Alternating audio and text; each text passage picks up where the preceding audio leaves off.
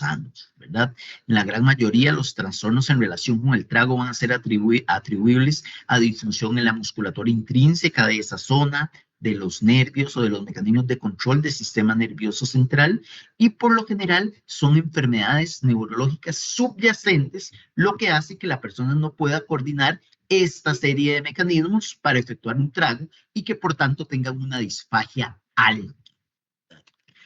Dentro de las causas de disfagia orofaringea o disfagia alta está prácticamente todo aquello que afecte el sistema nervioso central, revistiéndose de particular importancia lo que son los eventos cerebrovasculares, el derrame que le dice la gente, ¿verdad? Aquí hay que tener en cuenta que cuando hay un evento cerebrovascular, sobre todo y se compromete tallo, ¿verdad? Esto tiene repercusiones en lo que es el proceso de trago, porque entonces la persona no puede integrar adecuadamente estos pasos. Esto tenía repercusiones muy importantes porque hasta hace no mucho, la principal complicación de la persona cuando sobrevivió a un evento cerebrovascular era que después terminaban haciendo bronconeumonías por aspiración debido a esta falta del cierre laríngeo, de la coordinación de todos estos pasos, ¿verdad? Porque se ha dado una ausencia o un retraso en la activación del trago, porque había pérdida del control lingual, porque había debilidad de la musculatura cricofaringea. Por supuesto, a mayor extensión del evento cerebrovascular, mayor riesgo de disfagia y, por supuesto, también sí compromete tallo.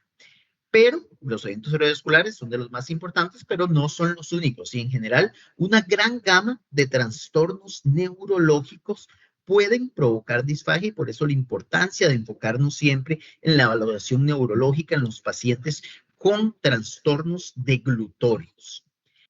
Pacientes con enfermedad de Parkinson, los mismos movimientos repetitivos que hacen con la mano, con las extremidades, los hacen también con la lengua. Entonces les cuesta mucho hacer la propulsión y les cuesta mucho integrar el trago. La esclerosis lateral amiotrófica, una enfermedad sumamente ingrata de neurona motora superior, donde el paciente va perdiendo control de movimientos y por supuesto influye también en lo que es la posibilidad de deglutir. La esclerosis múltiple, una enfermedad desmielinizante, se puede manifestar como disfagia. La miastenia graves, ¿verdad? Donde se va agotando la placa motora. Es interesante porque la persona empieza a almorzar y está comiendo bien y después empieza con disfagia mientras está en su proceso de comida. E inclusive en muchas ocasiones, esto aplica mucho en niños, la disfagia puede ser la primera manifestación de un tumor de sistema. Entonces, poner mucha importancia, no salir corriendo a referir a gastroenterología porque una persona no puede tragar y tener claro la fisiopatología de que la disfagia orofaringea está traduciendo por lo general afectación del sistema nervioso central. Aquí el manejo radica en identificar la enfermedad sistémica subyacente, ¿verdad? Por lo general de orden neurológico, determinar si requiere un abordaje propiamente, definir los patrones para ver si requiere terapia deglutoria y el riesgo de broncoaspiración que puede tener la persona.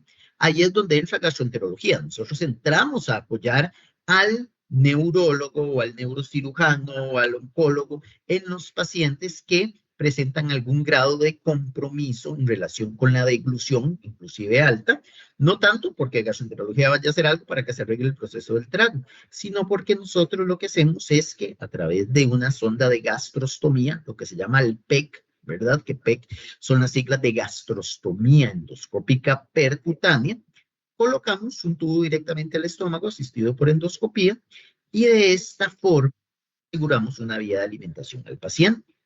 Entonces, con este abordaje de apoyo que nosotros damos, se asegura que el paciente pueda seguir su proceso de rehabilitación sin broncoaspirar, que era antes la principal causa de mortalidad en los pacientes que sobrevivían a un derrame.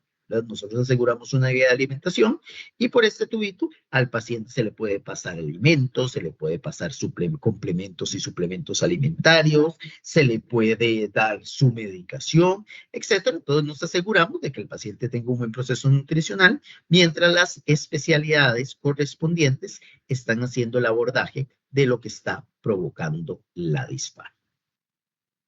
Pero bueno, vamos a entrar propiamente en lo que son enfermedades de esófago, en lo que son condiciones donde sí en algunas ocasiones se va a pedir el apoyo o corresponde al manejo primario por el gastroenterólogo. Y vamos a empezar hablando por una condición que se llama el divertículo de Schenker. Todos tienen el concepto de lo que es un divertículo, se puede hacer en diferentes vísceras, ¿verdad? Y básicamente, pues haciendo como un saquito, una bolsita por un mecanismo de pulsión, que literalmente se va viendo como los huecos de una calle, como los huecos de un queso, como bolsitas o saquitos que se van haciendo, ¿verdad? Donde se puede quedar atrapado el resto de comida, donde se puede quedar atrapado el líquido, en este caso aquí donde lo vemos medio de contraste, y que en el caso del divertículo de Schenker corresponde a un divertículo que se va haciendo en la parte más alta del esófago, como lo vemos acá, muy cerca de la unión de la faringe con el esófago, a expensas de un mecanismo de pulsión donde, literal, después de años de la persona estar tragando, de estar deglutiendo y de que la lengua tira la comida hacia atrás y pega con la pared posterior de la faringe y baja, pega y baja, pega y baja, con el paso de los años y con el debilitamiento de las estructuras cricofaringeas, se va a ir formando este saquito diverticular arriba, que se conoce como el divertículo de Schenker, ¿verdad?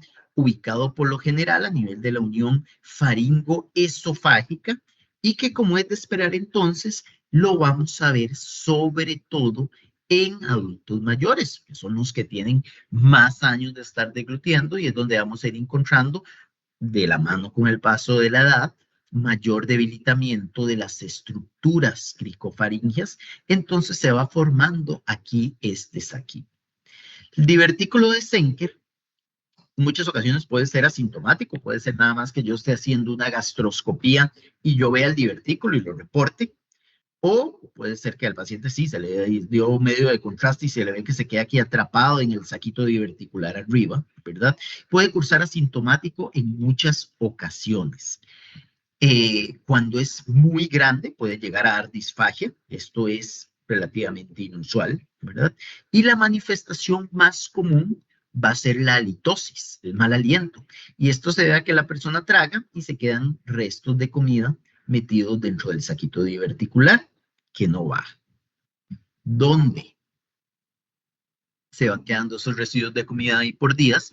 Eso se va traduciendo, por supuesto, en halitosis, en mal aliento, ¿verdad?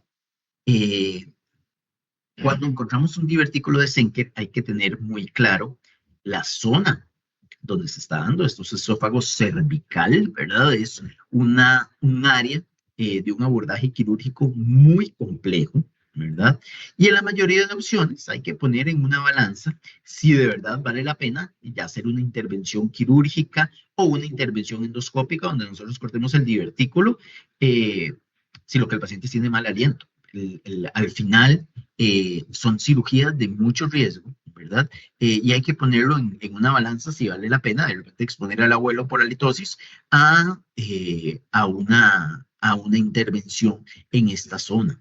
La mayoría de las ocasiones se debe hacer una valoración integral, ver qué tanto está repercutiendo en eso, tratar de hacer medidas, como si que con cada trago que la persona haga, trate de masticar bien y después estar consumiendo líquido después de cada trago para tratar de ir vaciando divertículo y que de esta forma se puedan ir controlando estas molestias relacionadas con el reservándose la opción quirúrgica. Como le digo, estamos en esófago cervical, exclusivamente para pacientes que tengan una disfagia importante o asociada a pérdida de peso, donde se puede hacer una diverticulectomía endoscópica o quirúrgica, pero que implican procedimientos de alto riesgo en la mayoría de los casos. Aquí por lo general se habla con el paciente, con la familia, se ven modalidades complementarias de alimentación. No constituye per se una emergencia, además de explicar y que el clínico, el paciente y su familia sepan lo que está pasando y qué implica tener este divertículo de Schenker. Vamos a ver ahora una enfermedad esofágica primaria muy importante y de mucha repercusión, y que es la acalasia. La acalasia, que suene muy trillado, viene del griego que dice que significa falta de relajación. Y en este caso se refiere a falta de dilatación del esfínter esofágico inferior. Como hablábamos al puro inicio, hay un esfínter aquí inmediatamente por debajo del diafragma, el esfínter esofágico inferior, que se encuentra tónicamente cerrado. Lo normal es que esté cerrado. Y que cuando una persona traga, pues se activan las ondas peristálticas. Primero me contraigo acá, luego más abajo, sigue bajando. Y cuando la peristalsis llega a nivel del esfínter esofágico inferior, que se encuentra tónicamente contraído, que se encuentra basalmente cerrado, cuando la peristalsis llega, activa unas neuronas inhibitorias que se encargan de relajarlo, que la comida pase al estómago y luego se vuelve a cerrar. Esta segunda función como una barrera antirreflujo, ¿verdad? Y lo que está pasando en la acalasia es que hay una pérdida de la relajación del esfínter esofágico inferior. Entonces la persona traga, se va llegando la comida, se va llegando la comida, y cuando llega aquí abajo, no se relaja el diafragma y la comida no logra bajar al estómago. La acalasia se constituye una enfermedad de un abordaje prioritario porque asusta mucho, o sea, es una causa clásica de disfagia esofágica. La gente dice, comí y se me queda pegada la comida, ¿verdad? Eh, Además, cuando la onda peristáltica llega al cardia, si no se abre el esfínter, entonces lo que el esófago reacciona tirando otra onda peristáltica aún más fuerte y esto es lo que se llama una onda peristáltica terciaria, una onda patológica, ¿verdad? Reacciona con más fuerza y entonces esto se va a traducir en dolor de pecho, en molestias, donde empieza el esófago por fuerza a tratar de abrir el esfínter esofágico inferior. Esto produce dolor de pecho, donde trata de abrirse a fuerza del esfínter. Y finalmente, como una consecuencia obvia de lo que está pasando, la persona empieza a perder peso, empieza a perder mucho peso porque la comida no llega al estómago, se está quedando toda a nivel del esófago, ¿verdad? Y la persona la vemos con una pérdida de peso muy dramática, muy real. Vemos que en cuestión de días la persona nos pierde 10 kilos, le dimos 2 meses de tiempo y la persona está llegando con 20 kilos menos porque la comida no está llegando al estómago, ¿verdad? Después de días de estar tratando de hacer fuerza, la persona lo que va a hacer es que va a regurgitar la comida, regurgitar como los pájaros. La diferencia entre vomitar y regurgitar es que cuando una persona vomita, lo que vomitó eh, el contenido que se vomita ha entrado en contacto ya con jugos gástricos y jugos digestivos. Mientras que cuando una persona regurgita, como en acalasia, la comida la vuelve a botar o los restos los vuelve a botar, vienen masticados, pero no han entrado en contacto con jugos digestivos. Y que es la diferencia elemental entre regurgitar y vomitar. La acalasia se considera una enfermedad crónica e incurable en realidad, de una etiología todavía no clara, ¿verdad? Se caracteriza por esta relajación incompleta o ausente del esfínter esofágico inferior que desencadena trastornos en la peristalsis del cuerpo del esófago tratando de abrir, ¿verdad? Y lo que se ha visto es que hay una pérdida de estas neuronas inhibitorias que están aquí, que se encargan de relajar el esfínter para que las cosas pasen, ¿verdad? Lo que pasa es que a la fecha no se sabe qué es lo que produjo la pérdida de estas reacciones inhibitorias, si es una reacción cruzada por una infección, si es una enfermedad autoinmune donde se da un proceso de destrucción de estas neuronas inhibitorias, cuestiones que se pierden y entonces no se relaja adecuadamente el esfínter y la comida no baja hacia el estómago. Básicamente, cuando una persona tiene acalasia, tiene 4 síntomas predominantes que van a ser disfagia esofágica típica, disfagia baja, la comida se me queda pegada, regurgitación de la comida sin haber entrado en contacto con jugos digestivos, dolor torácico, donde el esófago empieza a hacer fuerza, empieza a hacer ondas para tratar de abrir a fuerza el esfínter y pérdida de peso. Y para esto nosotros lo graduamos con esta escala que se llama la escala de Eckhart, con la cual nosotros valoramos la gravedad y la repercusión que está teniendo la acalasia en la persona que lo está padeciendo, ¿verdad? Donde decimos que tiene 0 puntos si nunca hay disfagia, 1 si es ocasional, 2 si es todos los días, 3 si es en todas las comidas, donde la regurgitación igual, 0 si nunca hay, 1 ocasional, 2 todos los días, 3 en todas las comidas, el dolor de pecho, ocasional todos los días o todas las comidas, y la pérdida de peso, si es hasta 5 kilos, de 5 a 10, o si es de más de 10 kilos. Y de esta forma, nosotros vamos obteniendo el puntaje de Eckhart con el que vamos caracterizando la severidad de esa acalasia y tratamos de ir priorizando su abordaje. Cuando nosotros queremos hacer diagnóstico de acalasia, hay una serie de herramientas que nos pueden ayudar. Como norma general, siempre que una persona tiene disfagia esofágica, lo primero que va a estar indicado, no para acalasia, para disfagia en general, de cualquier tipo, es pedir una endoscopía digestiva alta, ¿verdad? Pedir una gastroscopía. Porque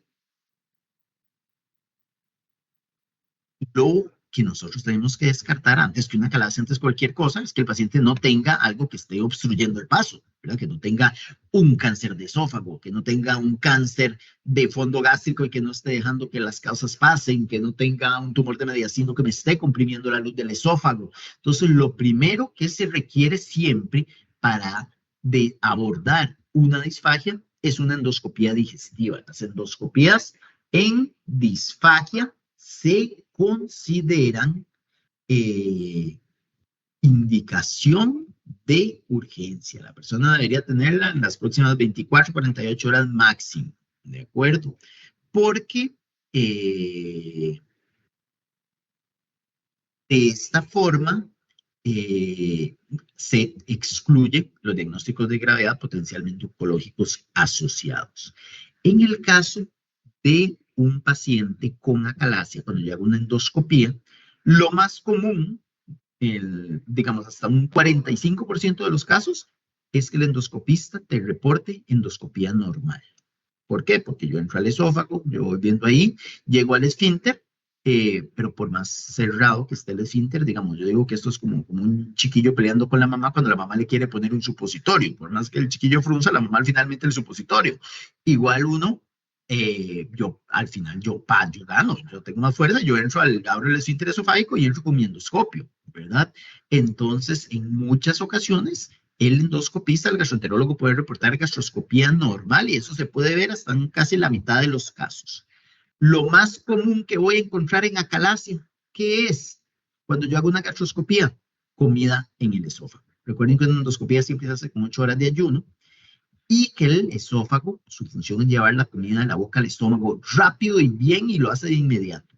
Si yo encuentro comida en el esófago, eso me está hablando sin lugar a dudas de un esófago que no está haciendo bien su función elemental, que es bajar las cosas y bajarlas rápido. Y me está hablando de que no está habiendo un proceso eficaz y que las cosas no se están bajando al estómago. En casos más evolucionados yo puedo ver objetivamente cómo se ve el esófago dilatado, tortuoso, donde ha ido creciendo, pero por lo general lo vamos a encontrar o gastroscopía normal o restos alimentarios en el esófago. El esofagograma, que es un estudio contrastado radiológico, esto lo hace el radiólogo, no lo hago yo, se le da al paciente medio de contraste y se le toma una radiografía para ver cómo va bajando. Recuerden que esto debería ser inmediato, ¿verdad? Como el vaso de agua fría que se toman y lo sienten rápido en el estómago. Y aquí hasta un 70% de los pacientes con acalasia vamos a ir encontrando esto de aquí que se llama la imagen en pico de pájaro o en punta de lápiz, que es donde baja el medio de contraste y es apenas un hilito lo que empieza a bajar hacia el estómago, donde prácticamente no hay relajación del esfínter esofágico inferior en vez de verse el vaciado normal que debería verse.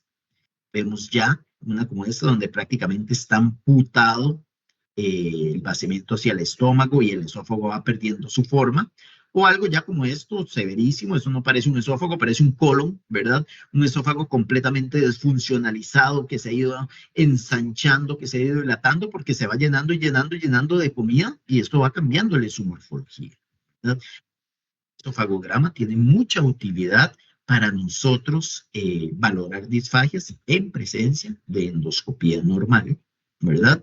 Y de los estudios de primera línea y lo que se considera el gold standard para el diagnóstico de acalasia es lo que se llama la manometría esofágica. Un procedimiento que hacemos en todos los hospitales centrales y que constituye eh, básicamente en pasar una sonda que vaya bajando por el esófago hasta llegar al estómago.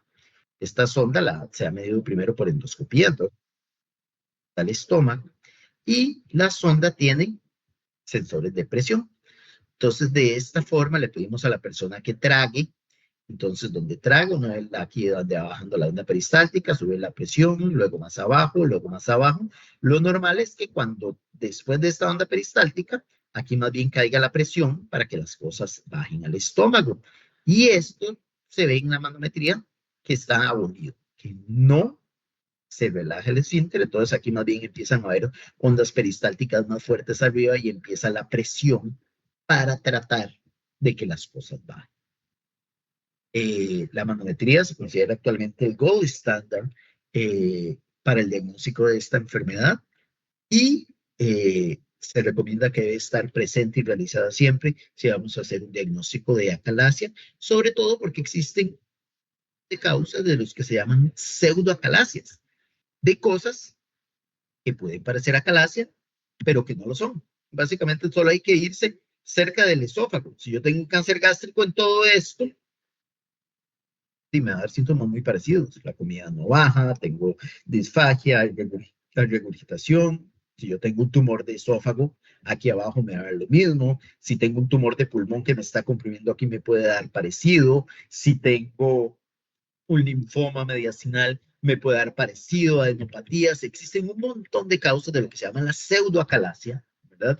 Y por eso siempre se recomienda que debe ser corroborado con un abordaje por manometría. Tratamiento de la calasia tiene varias líneas. Lo primero, el menos utilizado, el menos útil, pero bueno, está descrito, es el tratamiento médico. El tratamiento médico, básicamente medicamentos que me ayuden a relajar el esfínter. Aquí se ha utilizado calcio antagonistas, donde lo que se busca es bloquear la entrada de calcio al sarcómero y que se frene la contracción, o nitratos, como más bien terapia para facilitar la relajación del músculo. Un efecto mínimo, mucha taquifilaxis, básicamente en la vida real con muy poca utilidad. Eh, pero bueno, está descrito y es una línea de tratamiento que en algunas ocasiones se puede utilizar. Eh, También está la opción que hacen los gastroenterólogos, que es el abordaje endoscópico. El abordaje endoscópico, básicamente hay tres posibilidades. Una es inyectar toxina botulínica, el mismo Botox que se inyectan las personas en la cara para quitar las arrugas. Entonces nosotros entramos con el endoscopio y empezamos a inyectar Botox acá para que todo esto quede abierto y quede directo. Igual que en la cara, va perdiendo efectividad con los meses, ¿verdad? Pero bueno, puede ser a veces una terapia puente. Podemos hacer dilataciones. Aquí lo que llegamos es que llegamos, colocamos un balón a este nivel y lo empezamos a inflar y a inflar hasta que vaya destruyendo las fibras del esfínter esofágico inferior. Y más recientemente está la opción de lo que se llama el POEM, que el POEM son las siglas de miotomía endoscópica peroral. Yo ingreso al esófago, hago un túnel entre la mucosa y la muscular y llego hasta destruir las fibras del del esfínter esofágico inferior. Vean que en ninguna de estas opciones yo estoy curando la acalasia. La estoy paliando, o sea, estoy resolviendo el problema de que trague, pero no fue que resolví el problema que había de fondo, ¿verdad? Y está la opción quirúrgica, que básicamente es muy parecida a lo que hacemos nosotros, solo que quirúrgicamente hablando, laparoscópico, que es destruirlas, hacer una miotomía de Heller, destruir las fibras del esfínter esofágico inferior. En la actualidad, lo que más se está utilizando es el POEM, por ser el más eficaz y menos invasivo, en comparación con un abordaje quirúrgico. Y en la calasia lo que hay que tratar es de priorizar el tiempo de diagnóstico, hacerlo pronto, porque si no puede empezar a complicarse, o sea, la persona puede llegar a un estado de nutrición importante, la persona no se está alimentando, la comida no le está llegando al estómago.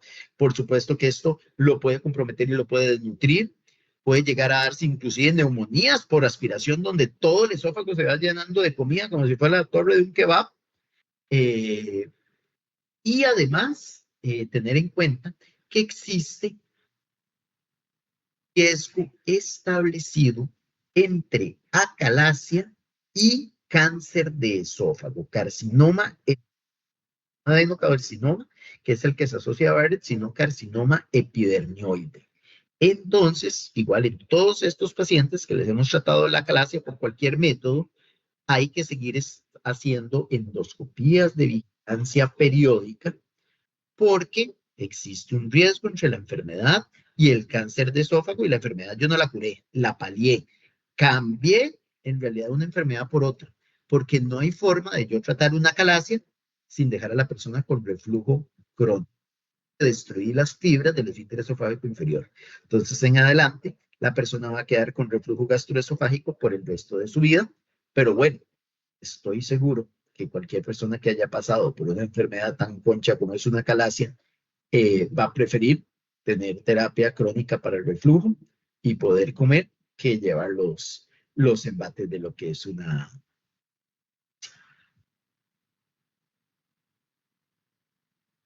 Pasamos ahora con otra de las patologías de esófago, eh, bastante más común, bastante menos grave, sí asusta mucho, que se llama el espasmo esofágico distal.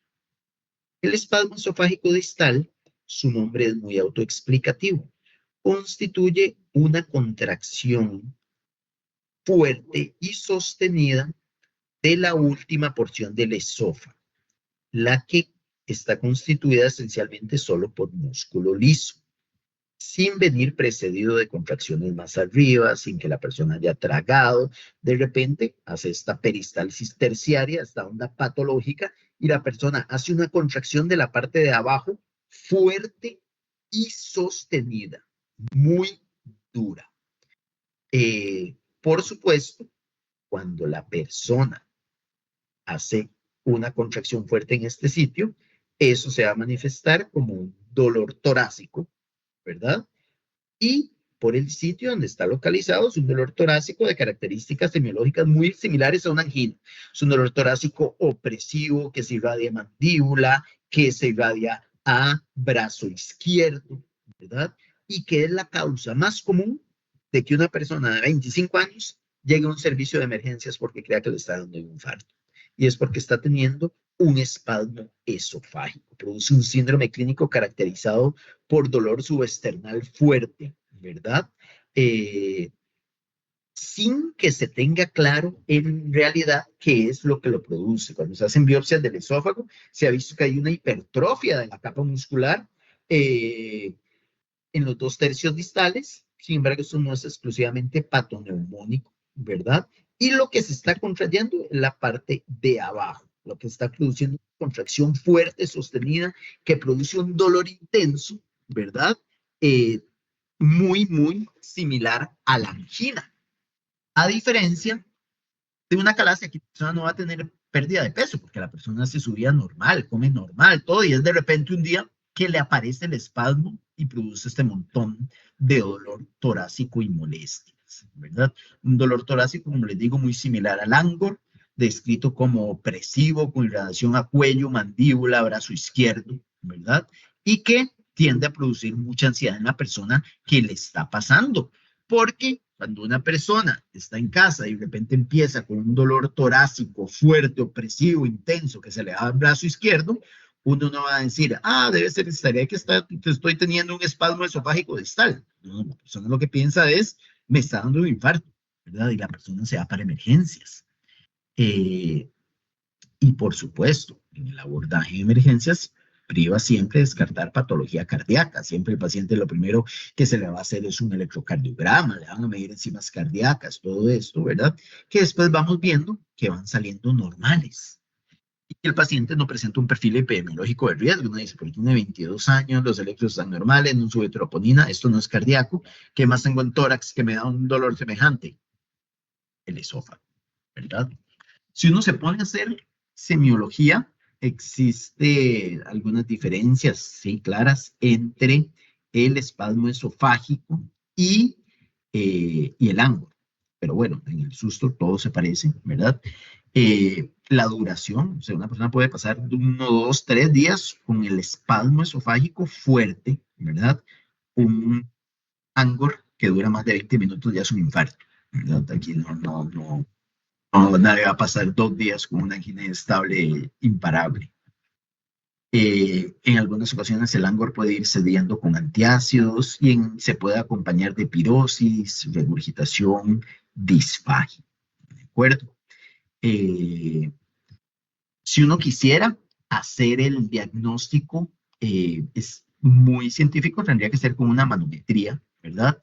Lo que pasa es que a diferencia de la calasia, donde cada vez que la persona traga, yo veo el problema, hay personas que hacen un espasmo esofágico y no vuelven a tenerlo en 2 años. Tendríamos que tenerlo con la sonda de manometría listo para ver en qué momento hace el espasmo. Entonces aquí cuesta mucho más. El diagnóstico es más clínico. El diagnóstico es más descartar que no sea una enfermedad cardíaca, ¿verdad? Ver que no tenga perfil epidemiológico de riesgo, que no haya alteraciones bioquímicas, que no haya alteraciones eléctricas cuando se hace el abordaje del dolor torácico. Y al descartar patología cardíaca, por lo general cae en lo que es la enfermedad esofágica. Aquí sí tienen cierta utilidad los calcioantagonistas, donde ayudan a frenar un poco la contracción que se está dando. Y también las benzodiazepinas a dosis bajas, que tienen un efecto tanto en ayudar al control de la contracción como en tranquilizar también a la persona y que haya una mejor evolución. El espasmo esofágico tiende a presentarse ya después muy poco en personas mayores de 45 años. Esto por lo general lo vemos en gente joven, por dicha, porque ya después de mayores de 45 es cuando empieza a aparecer la patología coronaria cardíaca propiamente, ¿verdad? Entonces aquí empieza ya a cambiar el perfil epidemiológico, pero sí, en la mayoría de los casos vamos a tener un paciente joven con datos muy típicos, sin alteraciones que me sugieran enfermedad cardíaca. Y ya para ir cerrando la clase de hoy, eh, vamos a hablar de otra entidad en esófago, cada vez más prevalente, cada vez se escucha más hablar de ella, muy desconocida hace 20 años, ahora de todos los días, y que es la esofagitis eosinofílica. Esta asociación suena como a brujería, suena muy raro, ¿verdad? Esófago con eosinófilos. ¿Qué recordamos nosotros de los eosinófilos? Los eosinófilos son células que se asocian sobre todo con parásitos y con alergias, ¿verdad? En el caso de la esofagitis eosinofílica, esofagitis, como su nombre lo dice, es una inflamación del esófago a expensas de eosinófilos. ¿Verdad? El esófago está inflamado porque se llena de eosinófilos. En este caso, en relación con un proceso alérgico atópico de fondo. Lo normal de eosinófilos en el esófago debería ser 0. El esófago, por lo general, no deben haber eosinófilos. Y esofagitis eosinofílica. La esofagitis eosinofílica es una inflamación del esófago, una enfermedad de curso crónico inflamatorio en el esófago, por eso es esofagitis. inmunológica mediada por antígenos. Por eso los eosinófilos, que se caracterizan clínicamente por síntomas de disfunción esofágica, o sea que el esófago no hace sus funciones, o sea, disfagia, impactación alimentaria, que las cosas que se queden pegadas de camino en el esófago, y que a la hora de hacer biopsia yo veo una inflamación del esófago a expensas predominantemente de eosinófilos, que es una célula que no debería yo tener en el esófago. La esofagitis eosinofílica es un proceso inmunológico mediado por antígenos y casi todos los pacientes tienen otras manifestaciones alérgicas. Aquí se ven muchos estos pacientes que padecen mucho de dermatitis atópica, que todo el tiempo están con rinitis, asmáticos, que siempre está estornudando, con conjuntivitis alérgica. Eh, entonces, ya el paciente viene con este trasfondo de atopia, ¿verdad? Eh, y de predisposición alérgica. De hecho, se ha visto que la mayoría de los pacientes están sensibilizados a alergenos, que, que tienen también alergias alimentarias, que dan positivos a los test cutáneos de alergias, que tienen niveles de IgE séricos altos, ¿verdad? O sea que ya tienen este trasfondo atópico alérgico de fondo y que en este caso se está extendiendo esta atopia, esta alergia hacia el esófago, ¿verdad? Aquí se puede presentar a cualquier edad, sobre todo lo vemos en adultos a partir de los 20 años, y aquí lo que son no son por lo general hombre, por lo general adulto blanco, eh, pero se puede ver a cualquier edad. En niños preescolares, por lo general, como todo en pediatría, se va a asociar con falla para progresar, ¿verdad? Eh, lo más común, disfagia de tipo esofágico, y es una de las causas más comunes de impactación alimentaria. O sea que se queda impactado en su descenso en el esófago lo que comemos. No es lo mismo que un cuerpo extraño incrustado en el esófago. O sea, no es lo mismo que yo me traiga una alita de pollo entera y se me quede pegada en el esófago. Eso no es impactación, eso es una incrustación de un cuerpo extraño por no masticar. Impactación alimentaria sería que yo me como un pedazo de pan, que son bordes lisos romos, y que se me quede pegado en el esófago. Y se queda pegado, ¿por qué? Porque imagínense un esófago como con alergia, como todo el esófago se hace como una roncha. Entonces las paredes se van aproximando entre ellas por edema y por eso las cosas se quedan pegadas de camino, ¿verdad? La esofagitis eosinofílica constituye la principal causa de impactación alimentaria en adultos de algo que no debería quedarse pegado, de algo que es romo y que debería bajar y descender fácilmente a lo largo en la longitud del esófago. Predominan varones, como les digo, puede ocurrir a cualquier edad, pero por lo general a partir de los 20 años y prevalece en blancos no hispánicos. Pueden haber más casos que ya se hayan detectado en la familia y en el examen físico lo que vamos a encontrar son manifestaciones de atopia, como dijimos, dermatitis atópica, alergia, conjuntivitis, cosas que están hablando de un trasfondo atópico en estos pacientes. Por supuesto, todo paciente con disfagia, todo paciente con una impactación de comida en el esófago, nos van a pedir que le hagamos una gastroscopía prioritaria. Y a pesar de que no hay hallazgos patoneumónicos, lo que vamos a encontrar es esto: paredes del esófago sumamente inflamadas, tanto tan edematosas que se van acercando entre ellas, y por eso la comida quedó aquí pegada sin que haya una obstrucción franca, nada más el edema, ¿verdad? De ver todo el esófago hecho como una roncha, pueden haber exudados, edema difuso, y da esta apariencia que hace como anillos, que parece como una tráquea, eso le decimos una traqueización del esófago, ¿verdad? Y con solo que yo voy pasando con el endoscopio, inclusive puede haber daño donde está tan inflamado. Por lo general, nosotros lo que hacemos es que sacamos el pedazo de pan o lo que haya y le tomamos biopsias al esófago, tratando de corroborar el diagnóstico. Y actualmente toda persona que se está estudiando por disfagia debe contar con biopsias del esófago para descartar esofagitis eosinofílica. El diagnóstico, básicamente, se basa en los siguientes criterios: presencia de síntomas esofágicos, ¿verdad? Disfagia o impactación alimentaria en los adultos. Biopsia de esófago que me encuentra más de 15 eosinófilos por campo de alto poder. Acuérdense que no deberían haber eosinófilos en el esófago. Hay aquí eosinófilo, eosinófilo, eosinófilo, eosinófilo, eosinófilo por todas partes marcados. Un montón de eosinófilos infiltrando el esófago, ¿verdad? Que sea una enfermedad aislada del esófago. O sea, si el paciente lo que tiene es un síndrome mielodisplásico con una hipereosinofilia sistémica, va a tener eosinófilos en el esófago y en todo el cuerpo, ¿verdad? Eso no sería una esofagitis eosinofílica. Y inclusive, dentro de los criterios diagnósticos está la tasa de respuesta a tratamiento. El tratamiento es muy interesante.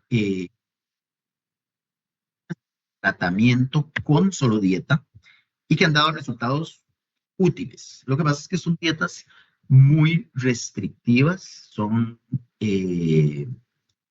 dietas donde se le quitan a los pacientes prácticamente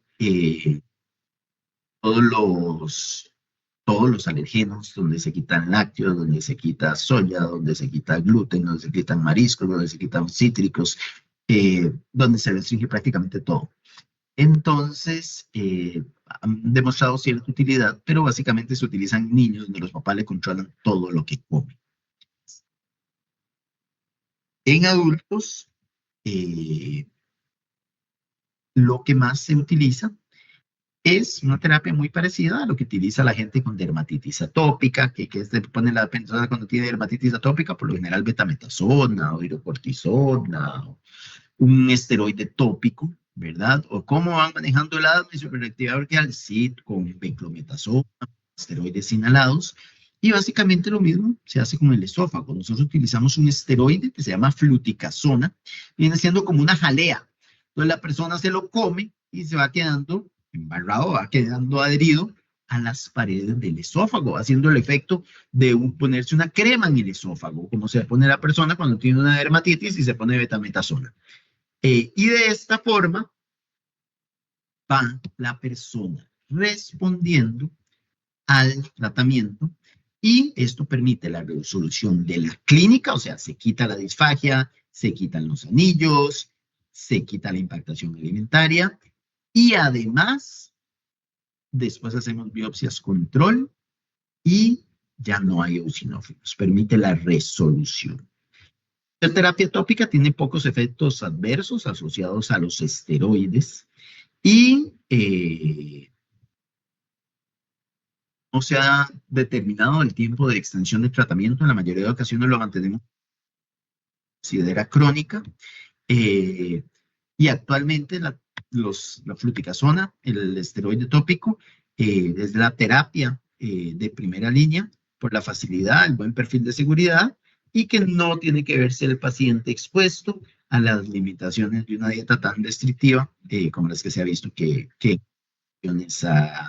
han funcionado. Recientemente se han identificado terapias biológicas para casos refractarios a esteroides, pero con poco